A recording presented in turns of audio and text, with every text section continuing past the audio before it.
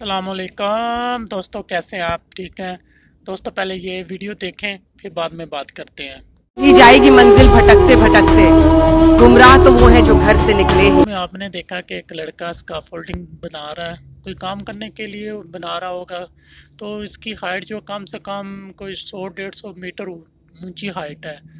تو کہنے کا مقصد یہی ہے کہ پردیس میں پیسہ کمانا آسان نہیں ہے، تو پردیس میں بہت مشکلات دیکھنی پڑتی ہیں، دل بڑا کر کے رہنا پڑتا ہے۔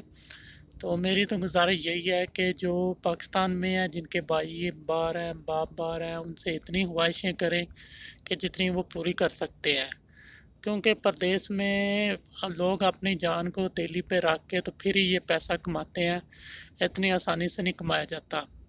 تو باقی پردیسیوں کے لیے دعا کرتے رہا کریں، اللہ سب کے لیے اپنے تو مان میں رکھیں۔ تو انشاءاللہ آپ پھر نیکسٹ ویڈیو میں ملیں گے۔ اوکے، اللہ حافظ۔